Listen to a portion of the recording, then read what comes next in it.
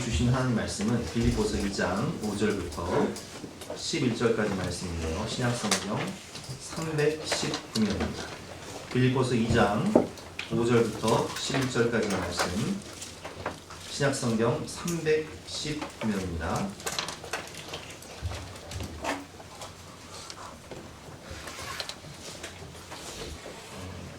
빌립보서 2장 5절부터 11절까지 말씀을 한 절씩 교독하실 때 제가 한 절 읽고 여러분들이 한 절 교독하겠습니다.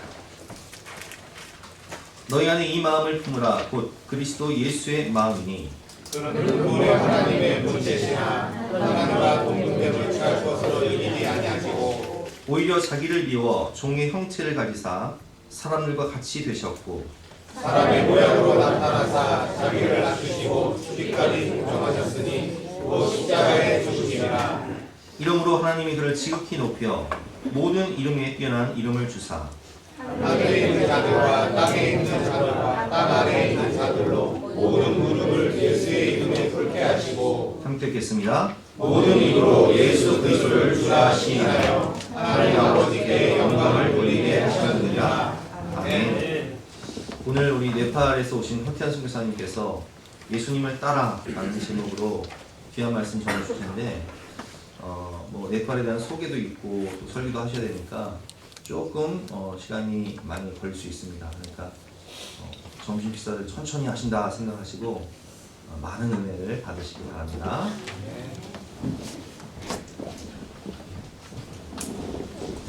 할렐루야. 네, 만나서 반갑습니다. 먼저 네팔식으로 인사를 한번 해보겠습니다. 네팔은 손을 모으고 꼭 불교 같지만은 합장하듯이 인사를 합니다. 나마스테. 나마스테. 네, 나마스테는 내 안에 있는 신이 당신 안에 있는 신에게 안부를 묻는다, 그런 뜻입니다. 그래서 교회는 그렇게 인사하지 않고요. 교회에서는 저의 머시라고 인사합니다. 저의 머시. 저의 머시는 저의는 성리고요. 머시는 머시아, 예수라는 뜻입니다. 메시아, 예수. 그러니까 예수 성리라는 말이죠. 한번 따라해 보시죠. 저의 머시. 저의 머시. 예, 이제 옆분이랑 한번 인사해 보겠습니다. 저의 머시. 저의 머시. 네팔에 대한 세 가지 오해가 있습니다. 네팔 국기고요. 보시면 밑에는 인도고 위에는 중국, 그리고 저렇게 네팔. 네팔은 우리 남한 땅보다는 좀 크고 남북한 합친 것보다는 좀 작은 땅입니다. 위에 중국, 아래 인도가 있습니다. 그리고 이렇게 보시면 위쪽에 초록색 지역은 히말라야 지역입니다. 그래서 8,000m 이상 고봉이 14개 중에 네팔에 8개가 있습니다. 병풍처럼 그렇게 펼쳐져 있는 나라. 그러니까 인도 국경 지역은 평지 지역입니다. 그러나 저 위쪽 지역은 히말라야 지역으로 눈산이 쌓여 있는 그런 지역입니다. 오해가 있는데 처음에는 춥다는 오해입니다. 춥다는 오해. 12월 1월에 네팔은 이렇게 유채꽃이 만발하는 그런 곳입니다. 춥지 않습니다. 그러나 높은 곳은 당연히 춥겠죠. 우리나라보다 위도가 약 10도 정도 밑에 있어서 우리나라보다 훨씬 춥고, 저는 일주일 전에 들어왔는데 여기가 너무 추워서 좀 힘들었습니다. 그리고 두 번째는 히말라야니까 깨끗하겠지 착각입니다. 카트만두는 분지, 마치 우리나라의 대구와 같은 분지 형태입니다. 그래서 이게 뭐가 끼면 나가지가 않는, 그리고 요즘 차가 좀 많아지니까, 이 후진국이지만 차가 많아지고 있습니다. 그러다 보니까 매연이 장난 아닌, 그리고 별로 좋지 않은 그런 연료를 사용하기 때문에 굉장히 공기가 좋지 않은, 그러나 이 카트만두 도심을 벗어나면은 자연 그대로의 청정함을 볼 수 있습니다. 그리고 깨끗하다는 이게 오염도 있고, 그리고 시내는 또 이렇습니다. 이런 쓰레기들이 참 많은. 그리고 네팔이 불교 나라라고 생각하는 분들이 많습니다. 왜냐하면 네팔이 룸빈이라는 석가모니가 태어난 지역이 있습니다. 그래서 불교 나라 아닌가라고 생각하는데, 지금 보시는 것처럼 여기는 힌두 사원이거든요. 힌두가 약 80% 정도, 불교가 약 10% 정도가 있는, 그리고 여기는 파슈파티 사원이라고 네팔에서 가장 큰 힌두성, 다시 말해서 이 시바 신을 섬기고 이 송아지가 모셔져 있는 그런 신 사원이기도 합니다. 딱 보시면은 네팔 상징이죠. 에베레스트입니다. 뾰족 튀어나온 부분이 에베레스트인데요. 가장 유명한 산입니다. 이 산의 이름이 8848이고요. 그리고 에베레스트 산이라고 부릅니다. 세계 모든 사람들이 에베레스트로 알고 있습니다. 그러나 이 이름의 유래는 1852년에 영국 총독부에서 높이를 쟀어요. 청량학자가 와서 높이를 쟀는데 그 높이를 잰 사람의 이름이 조지 에베레스트. 네팔에서는 서그르마타, 산들의 어머니, 티벳에서도 초모락마, 그래서 산들의 어머니, 그래서 산들 중에 어머니의 산이다, 그런 이름으로 부릅니다. 그래서 네팔에서는 당연히 서그르마타라고 부르겠죠, 많은 사람들이. 그런데 세상에는 이 에베레스트로 알려져 있습니다. 어쩌면은 네팔 사람들은 산의 이름을 잃어버린 것이죠. 그렇게 살아가고 있습니다. 그리고 여기는 이제 한국 사람들이 트레킹으로 가장 많이 찾고 있는 산인데 혹시 아시겠어요? 히말라야는요. 히말라야는 1600km에 걸쳐진 산맥 자체를 히말라야라고 합니다. 여기에 14자, 14개의 8000m 이상 봉우리가 있고요. 그리고 트레킹으로 많이 찾고 있는 안나푸르나.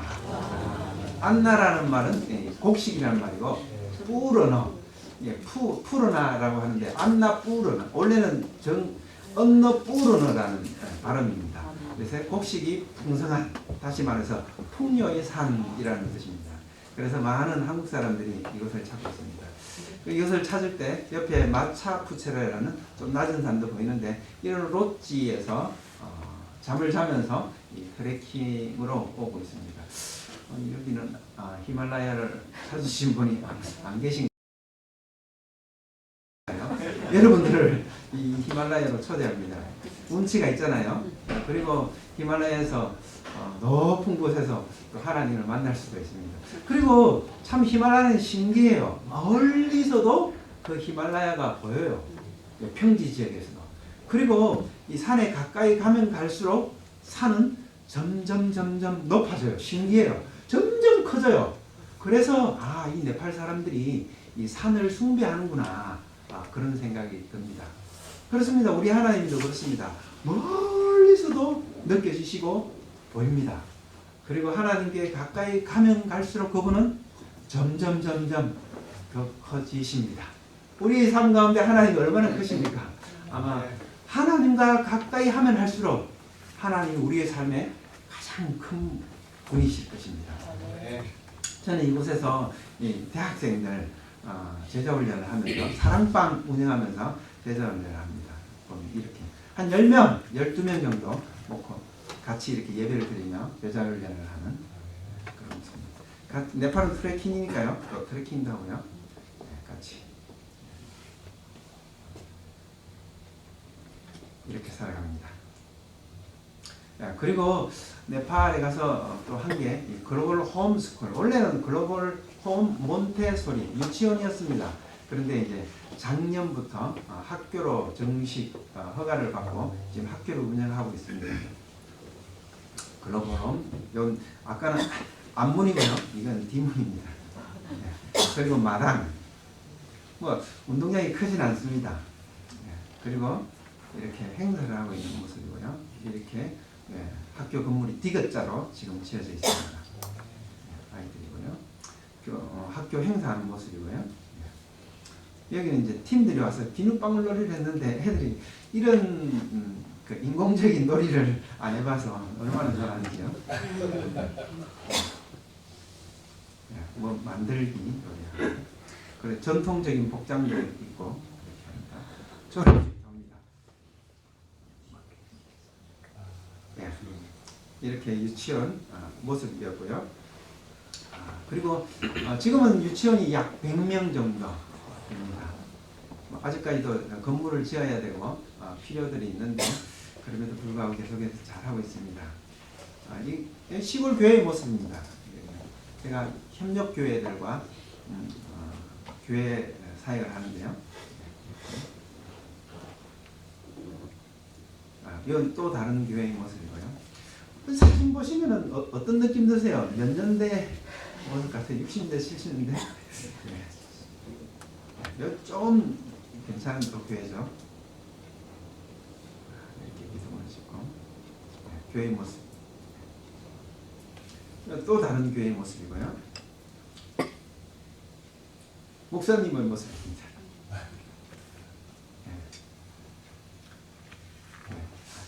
그리고 네팔에서는 한국에 근로자로 오려고 공부하는 사람들이 많습니다. 네팔 젊은이들을 아마 접하실 수 있을 건데요. 그래서 한국어를 가르칩니다.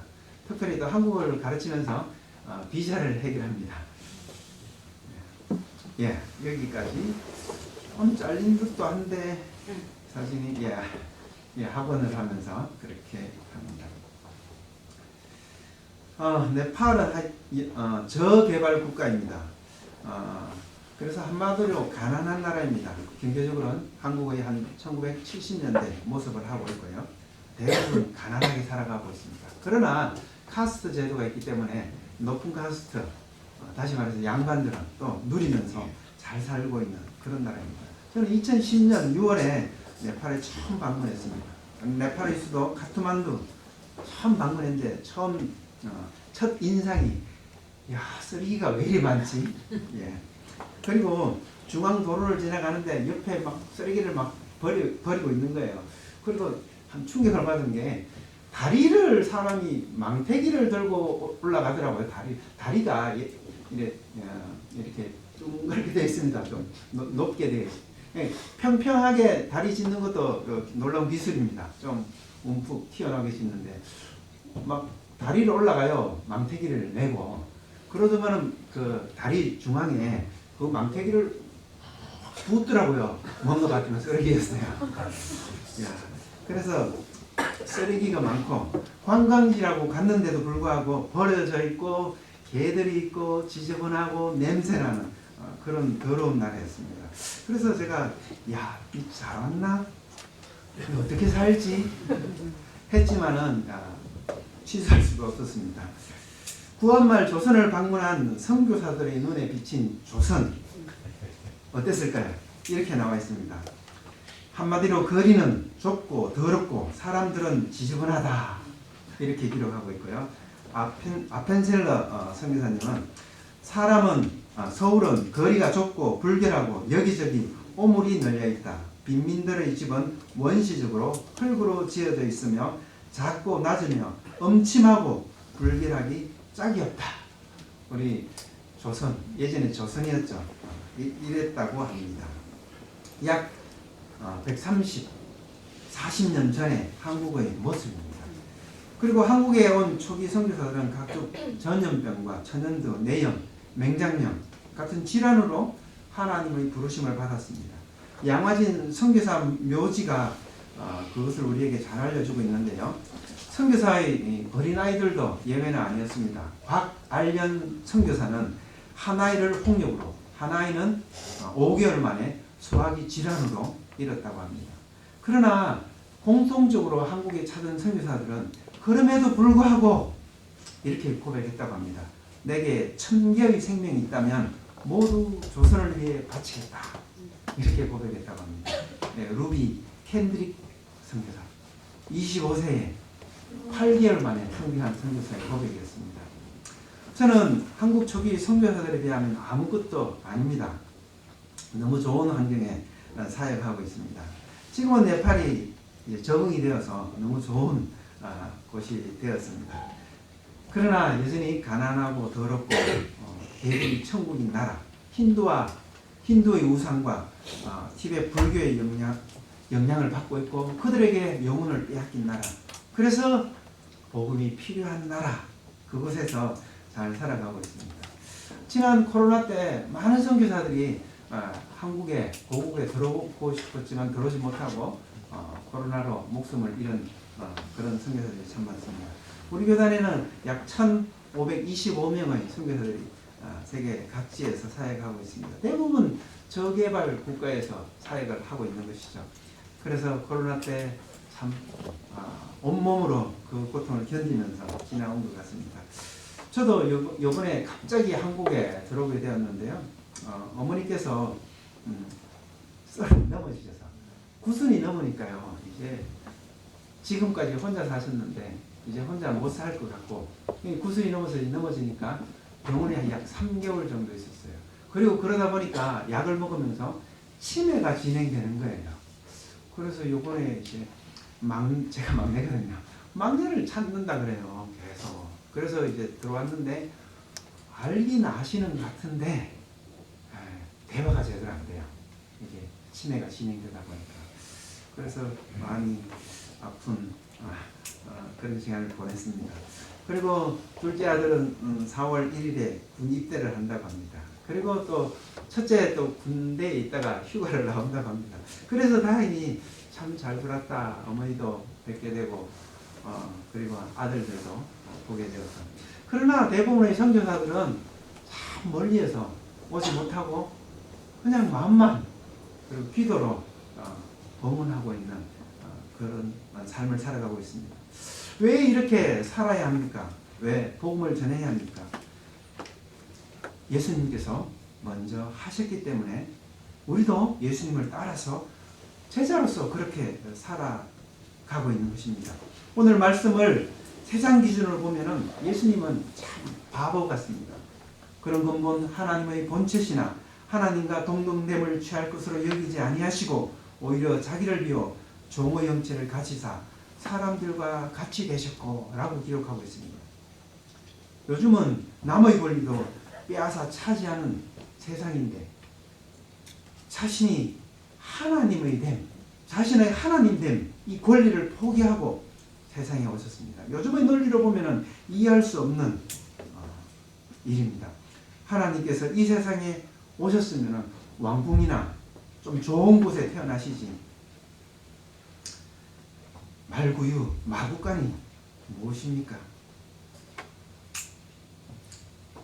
마구간은 정말 더럽고 노린내가 나는, 그리고 벌레가 기어다니고 거미줄이 쳐져 있는 더러운 곳입니다.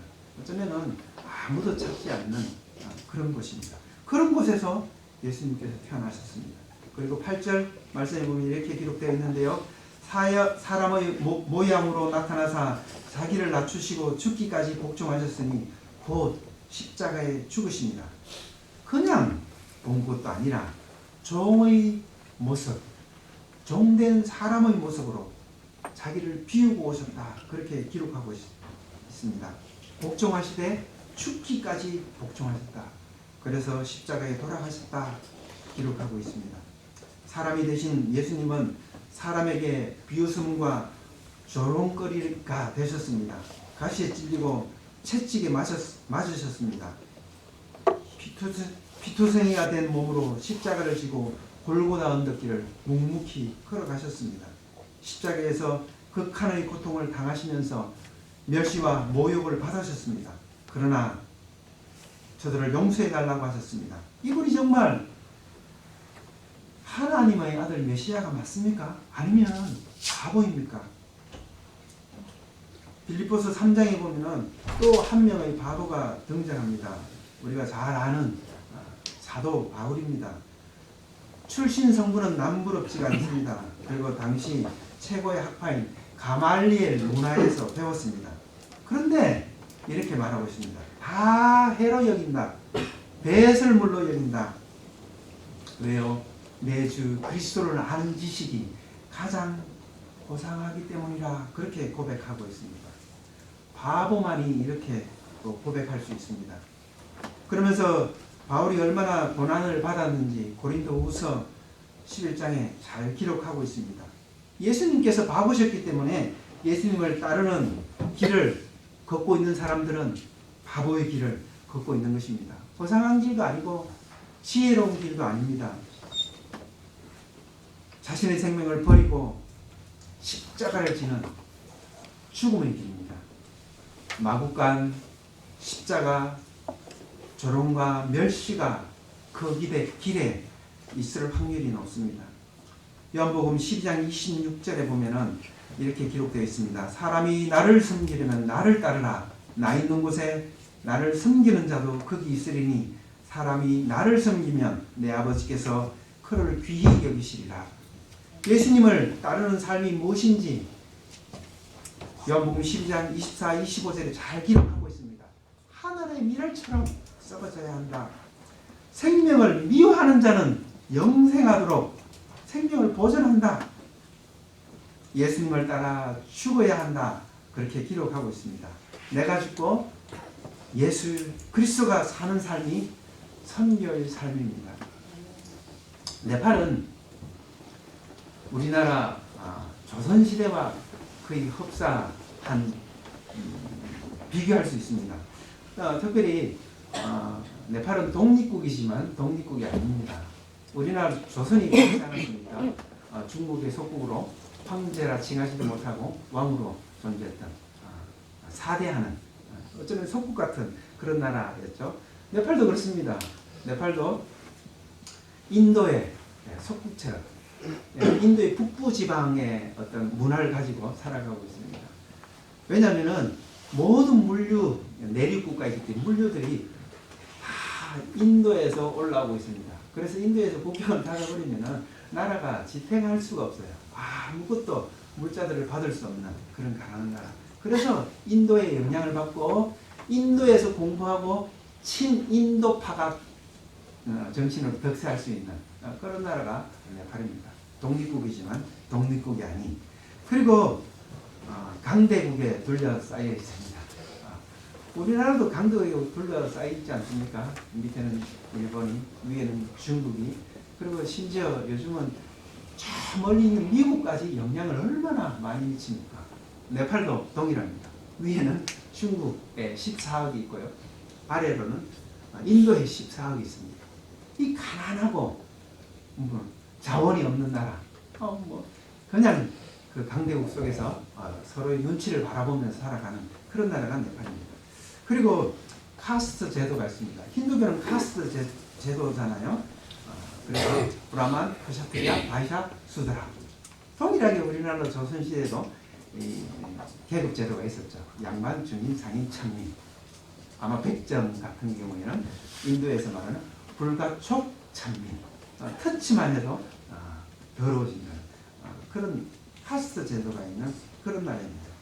지금 현재 우리가 동일하게 21세기를 살아가고 있습니다. 어느 곳은 여전히 신분 제도가 유지되고 있고, 그러나 우리 대한민국은 신분 제도가 완전히 없어졌잖아요. 네팔도 법으로는 철폐했어요. 그러나 여전히 그 신분 제도가 살아 있습니다. 그러나 한국은 신분 제도가 완전히 사라져 버렸어요. 왜 사라졌을까라고 생각해 보니까요. 우리 한국은 구한말부터 고통과 어려움을 많이 겪은 나라입니다. 격변의 시대를 겪었습니다. 외세의 침입으로 우리나라는 어려움을 겪기 시작했는데, 서로 조선을 차지하려고 청일전쟁, 을의전쟁이 시작됐고, 그리고 열강들이 다 보게 된 것이죠. 그래서 우리 조선 땅에서 한반도에서 세계 2차 대전도 일어나게 됐습니다. 그리고 남북으로 갈라지는 그런 어려움, 그리고 6.25 전쟁을 치릅니다. 이런 격변의 시대를 지나면서 우리 조상들은 정말 많은 분들이 고통과 어려움 가운데 살아가셨고 또 돌아가셨어요. 그래서 사회 전체가 고통과 변혁과 어려움 가운데 완전히 갈아엎어지는 그런 시간들을 겪은 것입니다. 징병으로, 전쟁으로 잠시도 가만히 있지 못하고 고통 가운데 이 빡빡한 조선이라는 사회가 완전히 개간되어지고 엎어지는 그런 아픔을 경험했던 것이죠. 그렇다 보니까 요즘은 완전히 그 사회 자체가 다 바뀌었습니다. 아픔과 고통과 죽음을 통해서 바뀐 거예요. 그러다 보니까 새로운 나라, 그 위에 복음의 씨가 뿌려지니까 완전히 새로운 나라가 된 것이죠. 그러나 네팔은 그런 어려움이 하나도 없었어요. 전쟁이 없었어요. 사회의 변화가 없었어요. 그대로 그 신분제도, 카스제도를 유지하면서 힌두 신들을 섬기면서 그렇게 살아온 거죠. 그러다 보니까 변화의 가능성이 없는 거예요. 그대로 살아가는 거예요. 그렇습니다. 고통이 어려움을 주고 아픔을 주지만은 그 고통을 인하여 오히려 그 사회는 발전할 수 있고 새로워질 수 있습니다. 그러나 고통이 없고 아무런 어려움이 없다면은 그대로 그 사회는 정체될 수밖에 없는 그런 사회입니다. 아이러니하게도 고통은 한국의 축복이었습니다. 부원말 일제강점기 6.25 전쟁 이 많은 고통으로 말미암아 수많은 사람이 죽고 고통을 겪었지만은 이 고통과 죽음을 통해서 대한민국은 완전히 새롭게 태어나게 되었습니다. 그렇습니다. 우리 복음도 동일합니다. 요한복음 12장 24절 25절에 보면 이렇게 기록되어 있습니다. 내가 진실로 진실로 너희에게 이르노니 하나의 밀이 땅에 떨어져 죽지 아니하면 하늘 그대로 있고 죽으면 많은 열매를 맺느니라. 자기의 생명을 사랑하는 자는 잃어버릴 것이요 이 세상에서 자기의 생명을 미워하는 자는 영생하도록 보존하리라. 사람이 나를 섬기려면 나를 따르라. 우리가 이 풍요, 이 영생, 이 구원을 어떻게 누립니까? 예수 그리스도께서 우리를 위해 죽으셨기 때문에, 고통을 당하셨기 때문에 누리는 겁니다. 이 나라가, 이 복음 어떻게 누리고 있는 것입니까? 우리 조상들이 고통을 당했기 때문에, 이 땅이 뒤집어 엎어졌기 때문에 우리가 이 풍요를, 이 열매를 누리고 있는 것입니다. 이제 다시 이 땅에 아픔과 고통이 뿌려져야 할 때입니다. 그래야지 이 나라가 또 이 한국 교회가 세워질 수 있습니다. 그렇지 않으면은 이 상태로 그대로 변화 없이 가는 것이죠. 예수님은 이 땅에 보냄을 받아서 오셨습니다. 요한복음 6장 38절 이렇게 기록하고 있습니다. 내가 하늘에서 내려온 것은 내 뜻을 행하려 함이 아니요 나를 보내신 이의 뜻을 행하려 함이니라. 오히려 자기를 비워 종의 형체를 가지사 예수님은 종으로 이 세상에 오셨습니다. 그래서 예수님은 이렇게 말씀하셨습니다. 나는 스스로 온 것도 아니요 스스로 아무것도 하지 않는다. 오직 하나님께서 하라 하신 것만 한다. 이것이 죽음이에요. 난 십자가만이 죽음이 아니라 이게 바로 죽음입니다. 나는 스스로 온 것도 아니다. 하나님께서 하라신 것만 한다. 내가 없어지는 삶. 아무것도 하지 않으신 예수님, 철저히 하나님의 뜻만 순종하신 예수님은 이 세상을 떠나면서 마지막 말씀을 남기셨습니다. 저는 이 말씀을 제일 좋아하는데요. 다 이루었다. 다 이루었다. 자기가 하고 싶은 것, 누리고 싶은 것 아무것도 하지 않았어요. 하나님 아버지 뜻만 행했어요. 그런데 결국에는 다 이루었다. 이렇게 말할 수 있는 겁니다. 그러나 세상 사람들은 그렇지 않습니다. 많이 배웠고 경험이 많아서 자기가 가장 지혜롭다고 합니다. 그래서 자기가 할 수 있다고 합니다. 나만 할 수 있다고 합니다. 자기가 하겠다고 합니다. 지금 거리에 그런 사람들 막 다니고 있잖아요. 그러나 실제 일이 주어지고 직분이 주어지면요, 야 이럴 줄 몰랐다고, 나도 잘하려고 했는데, 그런 변명을, 거짓말을 되는 것이죠. 이것이 우리가 살아가는 삶입니다. 우리의 모습이기도 하고요. 그러나 예수님은 나는 아무것도 할 수 없다. 오직 하나님께서 하라신 것만 한다. 이렇게 말씀하시고 마지막에 다 이루었다. 다 했다. 그렇게 말씀하셨습니다. 고린도전서 1장 25절에 보면은 하나님의 어리석음이 사람보다 지혜롭고 하나님의 약하심이 사람보다 강하니라. 그래서 하나님의 뜻을 따르는 거죠. 아버지의 뜻을 따르는 거죠. 나를 내려놓고. 잠언 3장 5절을 7절 보면 이런 말씀이 있습니다. 너는 마음을 다하여 여호와를 신뢰하고 내 명철을 의지하지 말라. 너는 범사에 그를 인정하라. 그리하면 내 길을 지도하시리라. 스스로 지혜롭게 여기지 말지어다. 여호와를 경외하며 악을 떠날지어다. 아담 이후의 모든 인간 생각하는 모든 것, 행하는 모든 것이 악할 뿐입니다. 저희들도 별반 다르지 않아요. 교회 와서 그렇게 살아가는 것뿐이고 교회 안 나오고 그렇게 살아가는 것뿐이고 별반 다르지 않아요. 악한 뿐이에요. 거짓 뿐이에요. 우리의 속성이 다 타락한 우리 인간의 모습이 그렇기 때문에 그렇습니다. 그래서 우리는 아무런 선을 행할 능력이 없습니다. 저는 네팔에서 가서 그래도 선교사니까 뭔가 큰 일을 해보려고 막 열심히 애쓰고 힘썼습니다. 좋은 선교사가 되려고 노력하는 게 잘못된 것도 아니잖아요. 그런데 내가 뭔가 해보려고 했던 것, 그것이 욕심이었구나. 힘만 들고 제대로 되지 않는구나. 그것을 깨달았습니다. 그러면서 신학교 다닐 때 배웠던 이 하나님의 선교라는 이 단어가 떠올랐습니다. 선교는 시작도 하나님이 하셨고 선교의 마침도 하나님이 하신다. 그런 내용입니다. 선교는 처음부터 하나님께서 시작하셨고 그리고 끝까지 하나님께서 끌고 가신다. 그러면 선교사는 뭐합니까? 선교사는 하나님의 선교에 동참하는 것이다. 예수님을 따라 자기를 비우고 살아갈 때 하나님께서 우리를 하나님의 선교에 동참시켜 주시는 것이죠. 그것이 선교입니다. 우리는 예수님을 따르겠다고 여기에 모였습니다. 하나님임을 포기하신 우리 예수님, 이 땅의 종의 모습으로 내려오셔서 십자가에 죽기까지 복종하신 예수님을 따르는 것이 우리의 믿음입니다. 예수님을 따르는 자는 십자가에서 죽어야 합니다. 이제부터는 내가 내 삶의 주인이 아니라 하나님께서 예수님께서 내 삶의 주인이십니다. 이 세상에서 가장 무섭고 큰 죄가 있습니다. 바로 자신이 주인 된 죄입니다. 자신이 주인 될 때 하나님은 우리 안에 설 자리를 잃고 맙니다. 먼저 하늘의 천사장이 지었던 죄입니다. 이사야 14장 13, 14절을 보면 이렇게 기록하고 있습니다.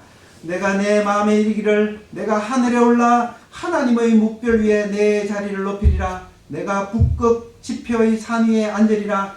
가장 높은 구름에 올라가 지극히 높은 이와 같아지리라 하는도다. 이렇게 높아지려고 하는 마음, 교만해지려고 하는 마음, 하나님과 같이 되려고 하는 마음, 이것이 죄입니다. 내가 주인 되려고 하는 죄. 이 죄는 아담과 하와도 그대로 지었습니다. 창세기 3장 5절에 이렇게 기록하고 있습니다. 너희가 그것을 먹는 날에는 너희 눈이 밝아져 하나님과 같이 되어 선악을 알 줄 하나님이 아심이니라. 하나님과 같이 되어, 하나님과 같이 된다는 말에 혹해서 저희들도 바로 이 죄에 그대로 넘어가고 있습니다. 내 멋대로 하고 싶고 마음대로 하고 싶고 그 어디에도 거침이 없는 삶, 그것을 살고 싶은 것이 우리의 마음 아닙니까? 저 매기 싫어. 저기 내 멋대로 그냥 아무렇게나 편안하게 그렇게 살고 싶어요. 저도 그런 것 같아요. 이것이 죄입니다. 죄. 우리는 이렇게 살아갈 수 없는 존재입니다. 하나님 안에서 살아갈 때만이 참 자유가 있는 삶, 그것이 바로 우리들의 삶입니다. 그래서 예수님께서 죽으셨고 그 죽음의 길을 따라오라 따라오라 말씀하시는 겁니다. 내가 내 삶을 살고자 하면은, 자유를 누리면서 살고자 하면은 그것은 실제로 죽음의 길입니다. 그러나 죽음의 길을 향하여 가면은 그 끝에는 예수 그리스도께서 계시고 영생의 길임을 고백하고 있습니다. 이제 우리도 동참하고 있습니다. 로마서 3장 10절 18절에 보면 이렇게 기록되어 있는데요. 기록된 바 의인은 없나니 하나도 없으며 깨닫는 자도 없고 하나님을 찾는 자도 없고 다 치우쳐 함께 무익하게 되고 선을 행하는 자는 없나니 하나도 없도다. 그들의 목구멍은 열린 무덤이요 그 혀로는 속임을 일삼으며 그 입술에는 독사의 독이 있고 그 입에는 저주와 악독이 가득하고 그 발은 피 흘리는데 빠른지라 파멸과 고생이 그 길에 있어 평강의 길을 알지 못하였고 그들의 눈앞에 하나님을 두려워함이 없느니라 함과 같으니라. 우리의 삶을 적나라하게 묘사하고 있어요. 적나라하게 우리의 모습을 선을 행하는 자가 없나니 하나도 없도다. 심지어 하나님을 두려워하지 않는다. 자유가 생긴다면 마음대로 살 뭔가가 생긴다면 하나님 없어도 되지. 이게 우리 마음 아닙니까? 그래서 우리가 살 수 있는 길은 죽는 길밖에 없습니다. 죽어야 살 수 있습니다. 예수님께서 그 십자가의 길을 걸어가셨던 것처럼 자기를 부인하고 종의 모습으로 십자가의 길을 걸어갔던 것처럼 저희들도 우리 자신을 부인하고 우리의 육신을 부인하고 나의 생각을 부인하고 예수님이 걸어가셨던 그 길, 삶, 그 삶을 그대로 살아가는 것밖에 우리가 살 수 있는 길은 없습니다. 내가 죽어 내 안에 예수님께서 사시는 삶, 이것이 선교의 삶입니다. 선교는 우리가 죽으면 여기서도 시작되고 선교지에서도 죽으면 선교지에서도 시작될 수 있습니다. 한국은 축복받은 땅입니다. 그곳에 많은 피와 땀이 뿌려졌기 때문입니다. 그리고 많은 순교자의 피가 뿌려졌기 때문입니다. 그 위에 복음의 꽃이 피었습니다. 이제는 다시 죽어지는 일들이 일어나야 합니다. 한 사람이 가정에서 죽어지면 그 가정은 꽃을 피울 수 있습니다. 한 사람이 교회에서 죽어지면 그 교회는 다시 생명력을 얻을 수 있어요. 이성의 하나님을 믿는, 하나님을 의뢰하며 정직한 사람 한 명만 찾으면 그 한 사람 때문에 내가 이성을 멸하지 않겠다. 그렇게 말하지 않습니까? 하나님께서 한 사람이 썩어져 예수님처럼 살아갈 때 온 인류가 구원받았습니다. 바로 예수님을 따라서 우리가 썩어지고 죽어지고 섬김의 자리에 설 때 우리 주위에 많은 열매들이 맺혀질 것입니다. 이제 예수님을 따라 많은 믿음의 선배들이 따라 죽어야 할 때입니다. 우리가 살아가는 삶의 현장에서 죽을 때 그곳에서 복음이 전거됩니다. 그것이 선교입니다. 저는 선교지에서 죽는 삶을 선택하려고 합니다. 그것이 하나님의 선교에 동참하는 방법이라고 생각합니다. 이러한 선교에 동참하시는 모든 성도님들이 되시기를 간절히 바랍니다. 우리 찬양하시면서 결단의 기도를 함께 드리시겠습니다.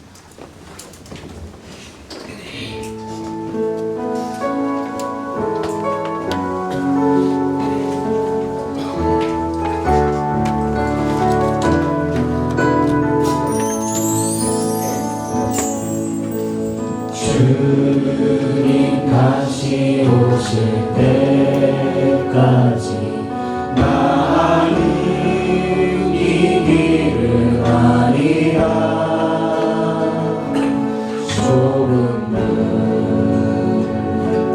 좁은 길 나의 십자가 지고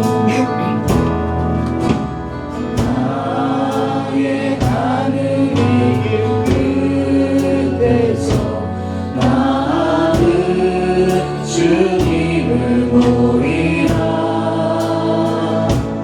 영광의 내 주님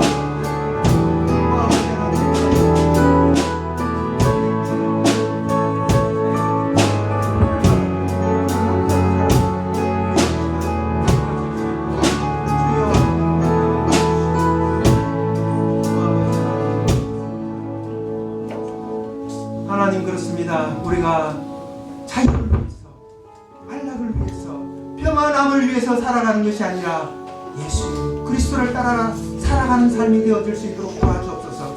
모든 것을 버리신 우리 주님, 우리 예수님 본받아 우리도 아픔의 길, 어려움의 길, 고난의 길을 걸어가는 이 사순절, 이 고난주간이 되어질 수 있도록 도와주옵소서. 예수 그리스도의 삶이 내 삶이 되어질 수 있도록 도와주시고, 사도 바울이 걸어갔던 그 아픔의 길이 바로 내 삶이 되어질 수 있도록, 믿음의 선배들이 걸어갔던 그 길, 그 고난의 길이 바로 내 길이 되어질 수 있도록 도와주옵소서.